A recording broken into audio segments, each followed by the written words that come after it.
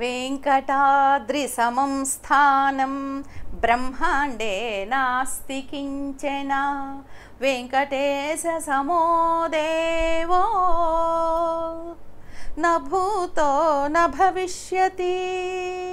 हृदय कमल मध्ये राजितं निर्विकल्पं सदसदखिल भेदातीतं एकस्वरूपं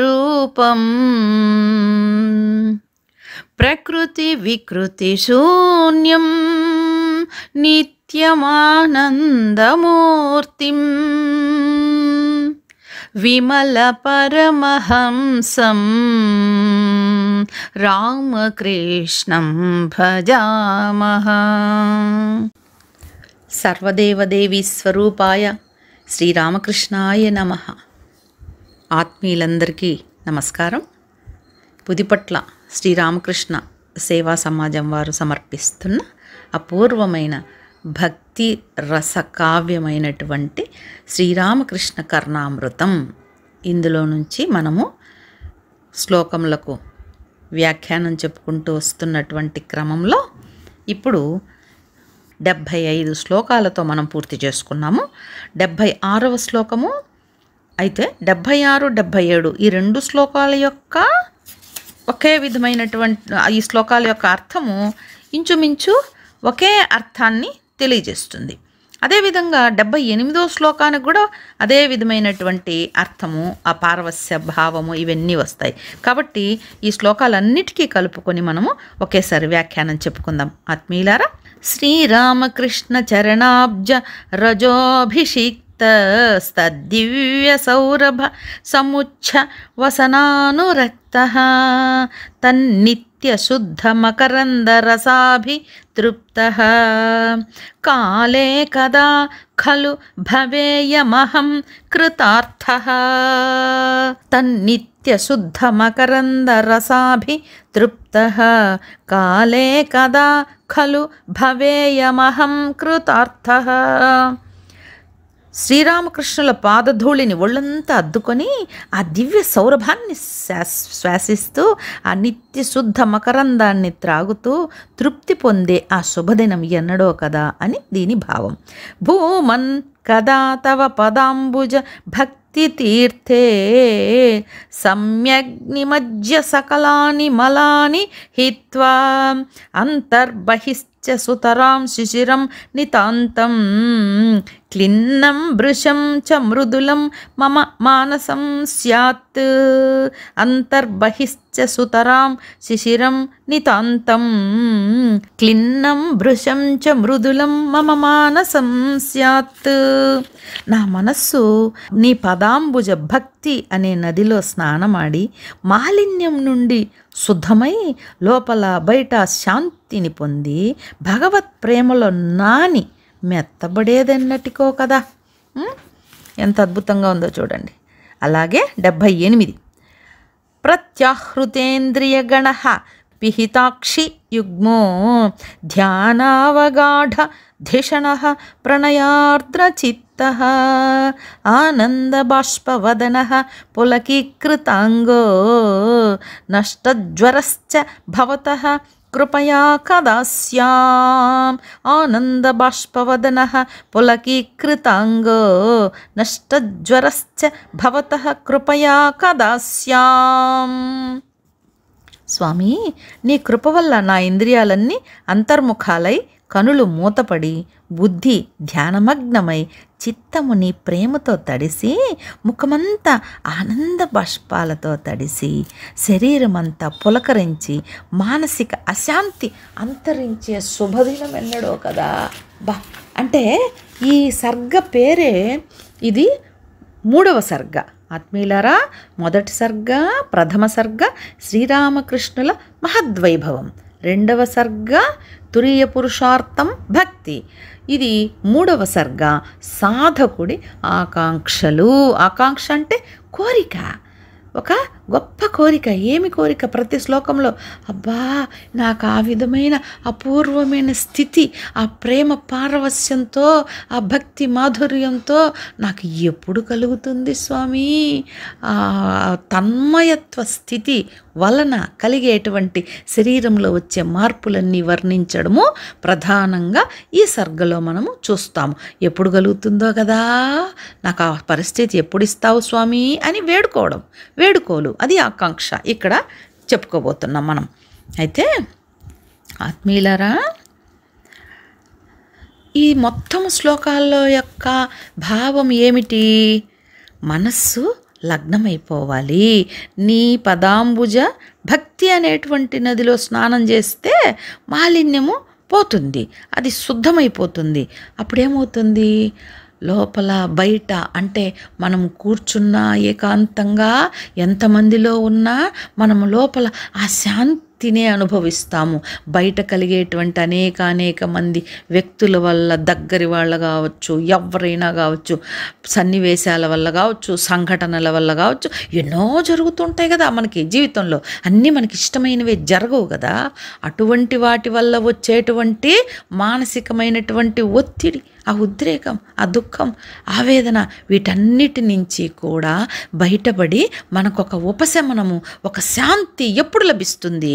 ఇదిగో భగవత్ ప్రేమలో మునకలు వేసినప్పుడు, భగవంతుడి పాదాలని ఆశ్రయించుకున్నప్పుడు మాత్రమే లభిస్తుంది. ఆ విధమైనటువంటి నిశ్చలంగా మనస్సుని లగ్నం చేసి ధ్యానించడం వలన ఆ ధ్యాన స్థితిలో, ఆ పారవస్య స్థితిలో కలిగేటువంటి అపూర్వమైనటువంటి ఒక పరిణామ మార్పుని మనం ఒక చోట చాలా అద్భుతంగా గమనించవచ్చు. అత్యుత్తమైనటువంటి ఒక విషయాన్ని చెప్తున్నాను. సంసిద్ధులుగా ఉండండి ఆత్మీయులారా, భక్తులారా, సాధకులారా. ఏమిటంటే, అరవింద మహర్షి చాలా మహాత్ముడు, భగవద్ దర్శనం పొందినటువంటి అపూర్వమైనటువంటి కవి, ద్రష్ట, దార్శనికుడు, ఋషి. ఆయన ఆధునిక భారతదేశంలో స్వాతంత్ర సమరంలో చాలా గొప్పగా ఆయన పాండిచ్చేరిలో ఆశ్రమాన్ని నిర్మించుకోవడము, అదంతా కూడా మీకు తెలిసిన కథే. మొట్టమొదట ఆయన గొప్ప రాజకీయ విప్లవవాదిగా ఉంటూ, తర్వాత ఆధ్యాత్మికంగా చాలా అత్యున్నతమైనటువంటి స్థితిని అందుకుంటారు కదా. ఆయన చాలా అపూర్వమైనటువంటి పుస్తకాలు రాశారు, రచనలు చేశారు. వాటిలో సావిత్రి అద్భుతమైనటువంటి దివ్యమైన పుస్తకం. యావత్ ప్రపంచము కూడా ఈ సావిత్రి కథ వెనుక ఉన్న యోగ శక్తి రహస్యాలని తెలుసుకొని దిగ్భ్రాంతి చెందింది.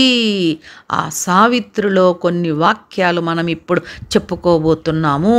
అది ఏమిటంటే, మనిషి యొక్క అంతశ్చేతన, లోపల ఉన్నటువంటి ఆ దివ్య చైతన్యము అద్భుతమైన స్థితిలోకి ధ్యానం ద్వారా, భక్తి ద్వారా, పారవస్య స్థితి ద్వారా ఒకానొక స్థాయికి వెళ్ళినప్పుడు వచ్చేటువంటి మార్పులు అద్భుతంగా ఈ సావిత్రి పుస్తకంలో వర్ణించారు.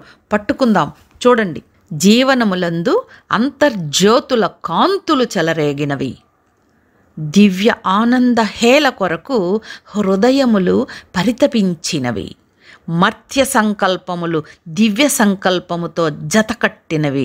అంటే సాధారణ మనుషులు ఒక దివ్యమైన దేవతాపూర్వకమైనటువంటి దివ్యశక్తి కల దేవతల సంకల్పంతో జతకట్టాయంట. ఎంత అద్భుతంగా ఉందో చూడండి. అందరికీ చైతన్యపు ఏకత్వము అనుభవైక వేద్యమైనది. సుర్లోక బుద్ధి పరిజ్ఞానమునకు ప్రతీకలైన ఇంద్రియములు శక్తివంతములైనవి. అంతటా నిండిన నిశ్చల ఆనంద హేళ నాడీ మండలమున ప్రవేశించినది.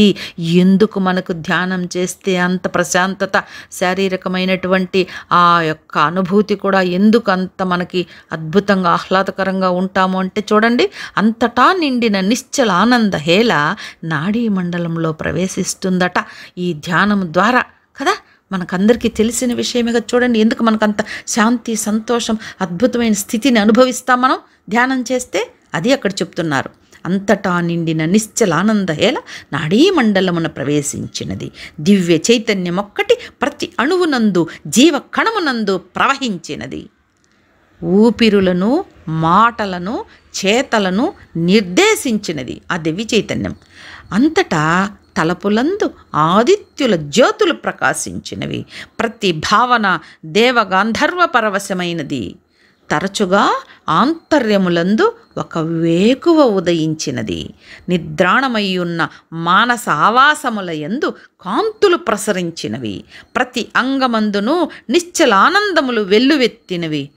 అబ్బా, ఎంత అద్భుతంగా ఉందో చూడండి. నిద్రాణమై ఉన్న మానస ఆవాసముల యందు కాంతులు ప్రసరించాయంట. ప్రతి అంగమందు కూడా నిశ్చల ఆనందములు వెల్లువెత్తినవి. చాలా గొప్పగా వర్ణిస్తాడండి ఇక్కడ సావిత్రిలో. అటువంటిది మనం ఇప్పుడు చెప్పుకున్నాము ఆత్మీయులారా.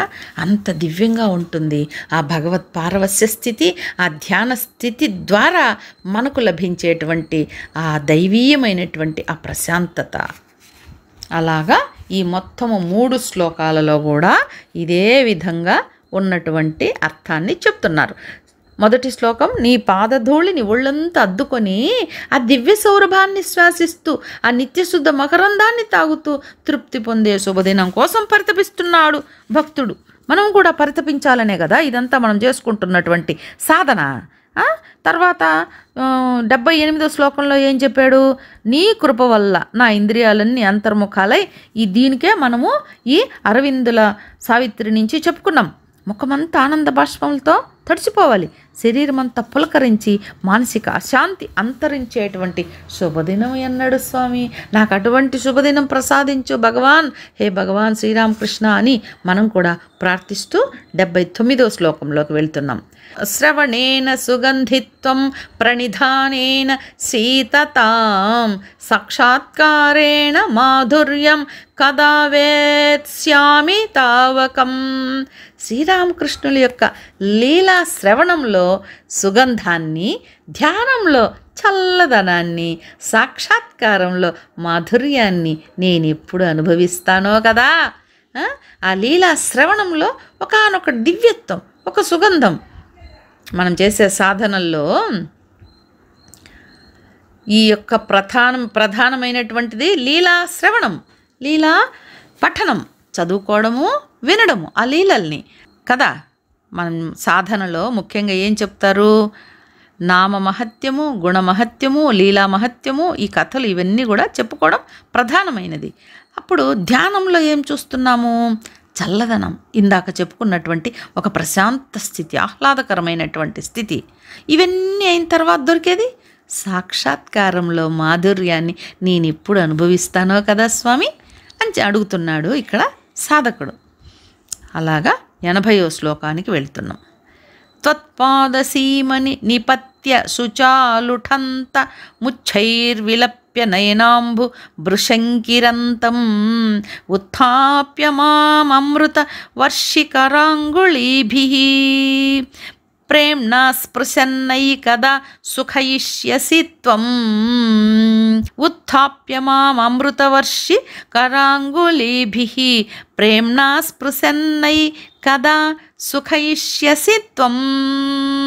దీనికి అర్థం ఏమిటంటే, కన్నీటి ధారలతో ఉచ్చస్వరంతో విలపిస్తూ నీ పాదాల చెంత వాలిన నన్ను అమృతవర్షిని అయిన నీ కరస్పర్శతో ఊరడిస్తూ పైకి లేపి ఉపశమింపజేసే శుభగడి అన్నడో కదా.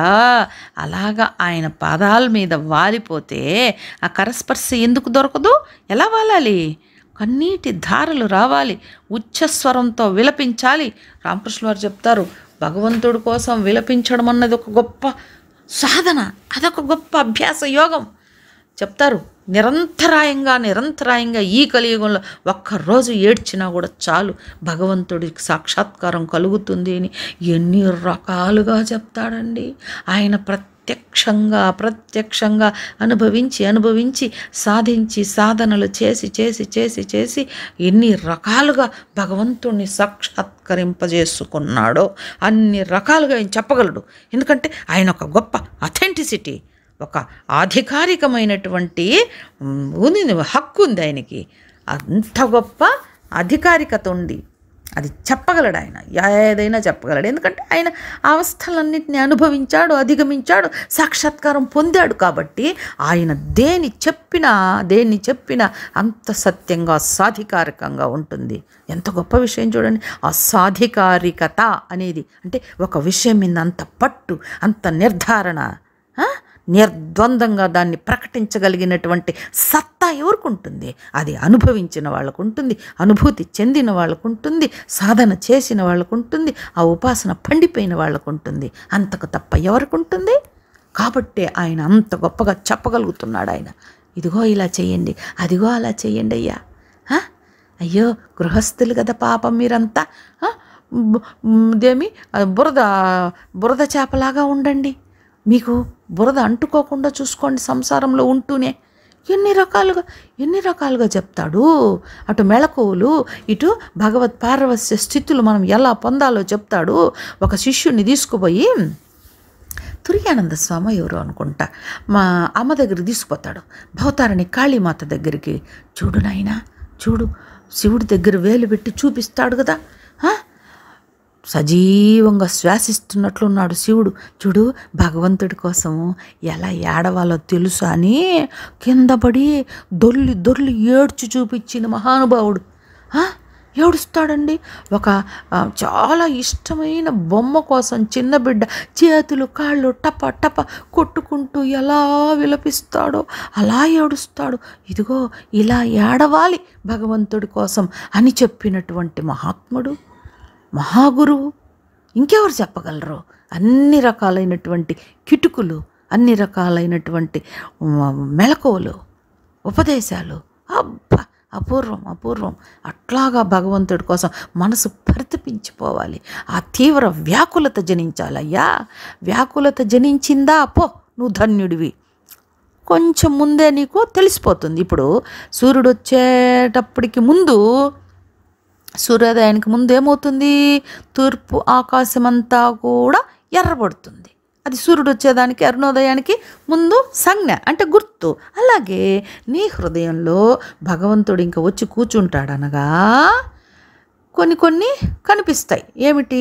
ఆ దివ్యత్వము లక్షణాలు, భగవంతుడు రాబోతున్నాడు అనడానికి కరుణ ప్రధానమైంది, సహనం, ప్రేమ, సర్వుల పట్ల కారణం లేని అవ్యాజ్యమైనటువంటి ప్రేమ, పవిత్రత, ఇవన్నీ దాన్ని ఇంకా గొప్ప ఉదాహరణ చెప్తారు చూడండి. ఒక రాజు ఉన్నాడు.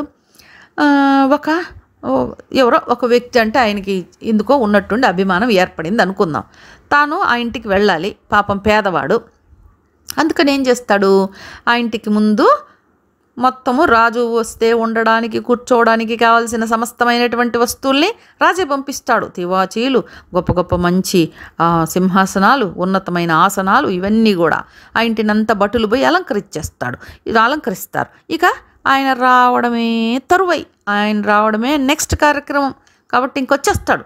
అట్లాగా వచ్చినటువంటి భటులు అలంకరించినటువంటి అలంకరణ ఆ ఇంటికి ఈ యొక్క మానసిక స్థితి, ఈ విధమైన ఉన్నత స్థాయిలో ఉదారంగా ఉండడం, ఉన్నతంగా ఆలోచించడం ఎంత గొప్ప విషయం చూడండి. ఎట్లాంటి విషయాలు చెప్తారు? అట్లాగా కదా రామకృష్ణుల వారు చెప్పేది.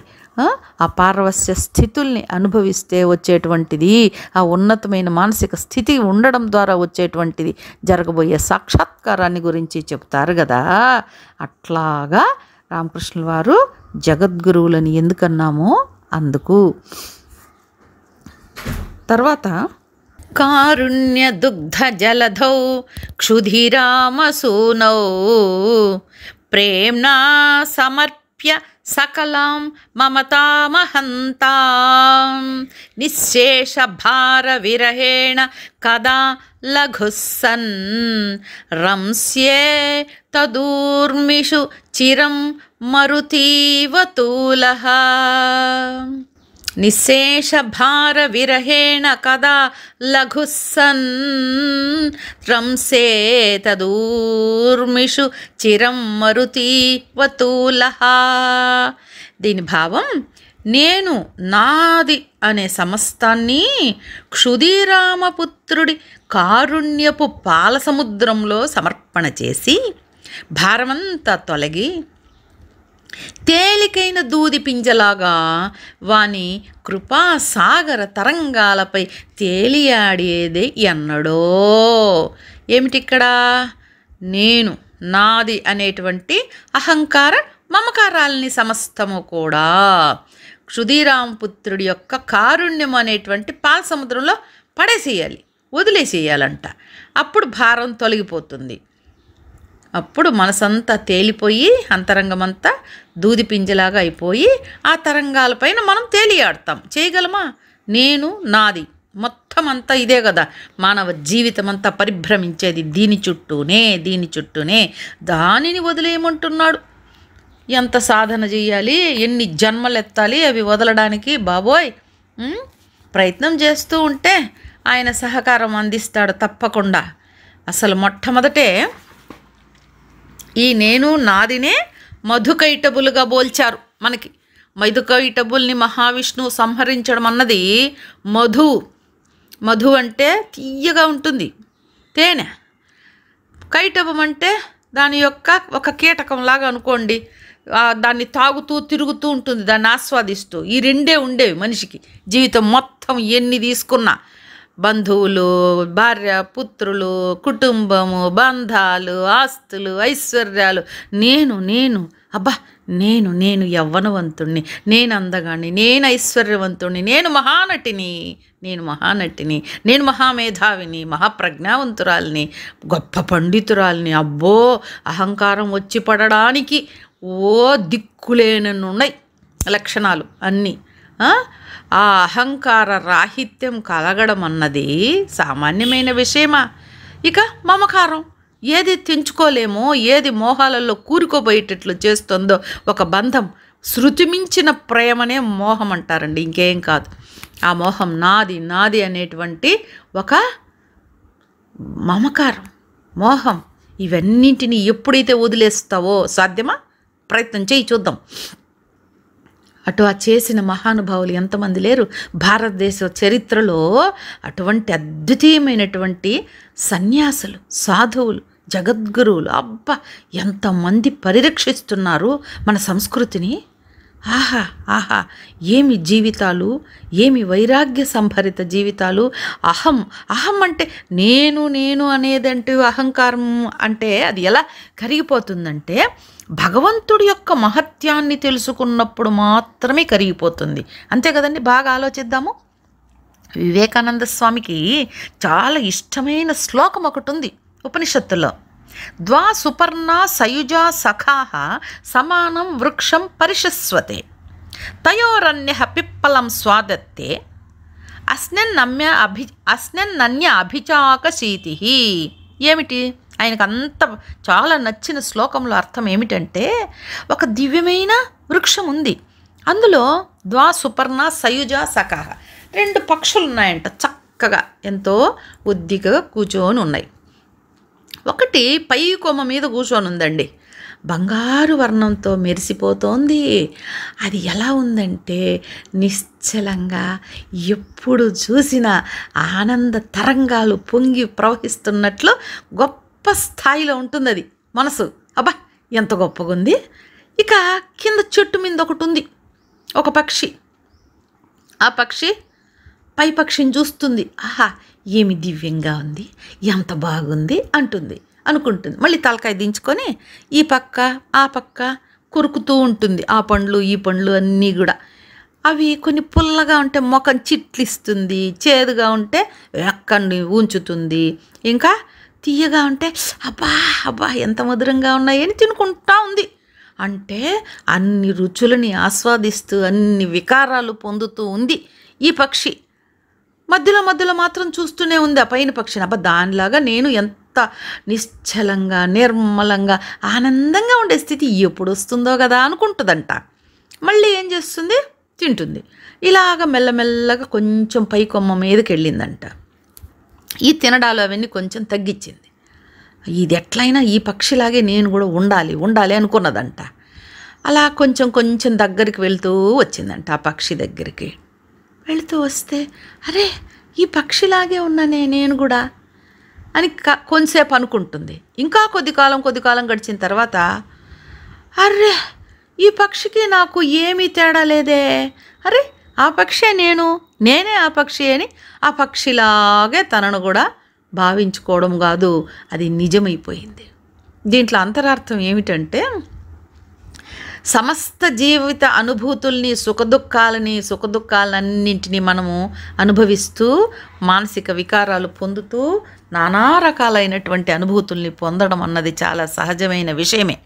కానీ ఎప్పుడైతే ఆ భగవంతుడు ఒకడు ఉన్నాడు, అతని యొక్క సర్వ జగత్తు ఆయన లీలా విలాసమే, కేళిలోల విలసదృగ్జాల సంభూత నానాకంజాత భవండ కుంభకు అంటాడే, ఆయనకు ఒక కేళి, అదొక ఆట, అదొక దివ్యమైన విలాసం ఆయనకి. ఆ ఆట ఇది, ఈ ఆటలో మనమంతా భాగము. ఈ ఆటలో ఆయనకి సహకరించేటువంటి ఆటగాళ్ళం మనమంతా, పాటగాళ్ళం, నాటకం వేసేవాళ్ళటువంటి నటులం కదా. చేసుకొని ఆయన ఎంత లీల చేసుకుంటాడో చేసుకొని మన ద్వారా మనల్లో ఉండి మనతో చేయిస్తూ ఆనందించుకుంటూ ఉన్నాడు కదా తండ్రి. ఆయనే అంతట్లోనూ ఉండి ఇంక వేరే ఏమీ లేదు ప్రపంచము. ఆయనే అన్ని రకాలుగా ఆనందిస్తున్నాడు. మీరు ఆయనే, నేను ఆయనే మనము. ఇదే చిట్ట చివరికి వచ్చేటువంటి ఒక మనకి అనుభూతి తప్పదు ఎవరికైనా.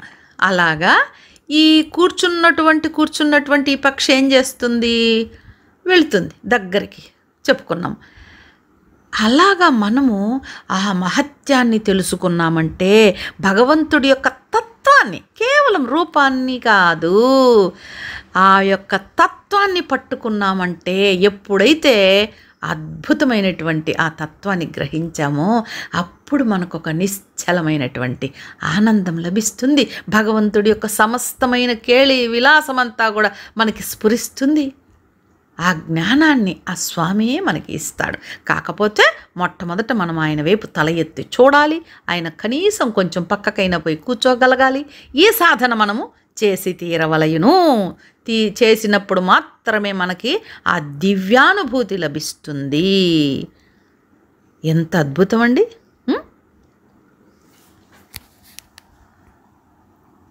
అలాగా ఈ శ్లోకంలో అర్థం చూసుకున్నాం. ఇక తరువాత 82వ శ్లోకానికి వెళుతున్నాం. అబ్బో, ఇది ఇంకా మహా గొప్ప శ్లోకం. కాలే కదాను భగవచ్చరణానురాగ పీయూషపాన మద విహ్వల ముగ్ధ చిత్తః సంసార దుఃఖ నికరేణ సమావృతోపి భోక్ష్యే నిరంతరమఖండమవచ్య సౌఖ్యం సంసార దుఃఖ నికరేణ సమావృతోపి భోక్షే నిరంతరమఖండమవాచ్య సౌఖ్యం.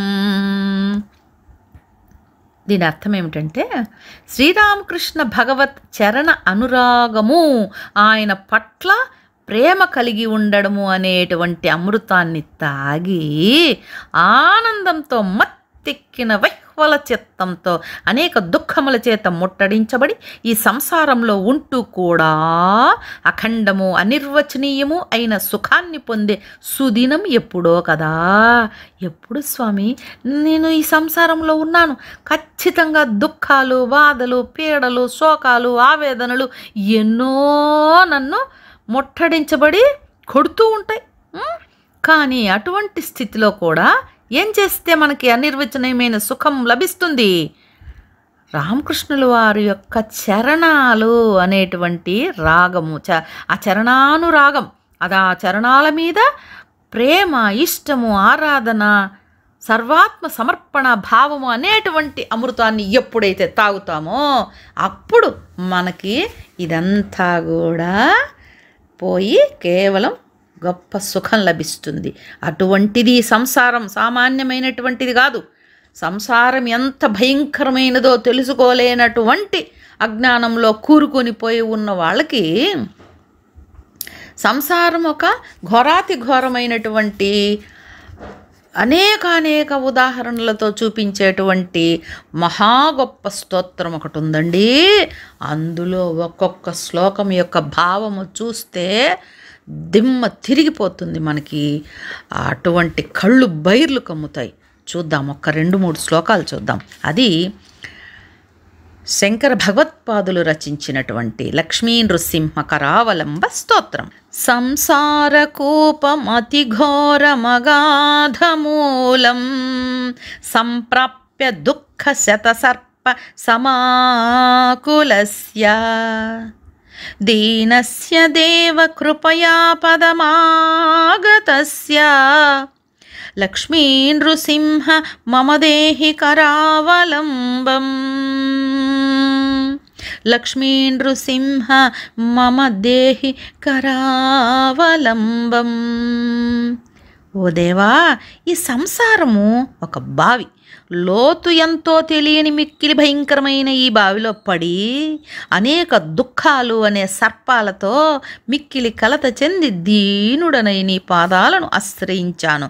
ఓ లక్ష్మీ నృసింహ, దయతో నాకు నీ చేయూతను ప్రసాదించు. ప్రతి శ్లోకము కూడా ఇది లక్ష్మీ నృసింహ మమ దేహి కరావలంబం. కరం అంటే అవలంబం అంటే ఆలంబన, ఊత. నీ చెయ్యి నాకు ఊతగా ఇచ్చి ఇందులోంచి నన్ను పైకి లేపవయ్యా. అలా పైకి లేపగలిగిన వాడు, లేపగలిగిన సమర్థత ఉన్నవాడు, శక్తి ఉన్నవాడు, అనుగ్రహం ఉన్నవాడు కేవలం పరమాత్మ మాత్రమే.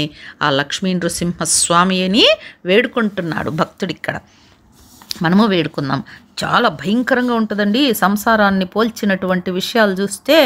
సంసార సాగర విశాల కరాళ కాల నక్రగ్రహ గ్రసన నిగ్రహ విగ్రహస్య వ్యగ్రస్య రాగరసనోర్మి నిపీడితస్య లక్ష్మీ నృసింహ మమ దేహి కరావలంబం.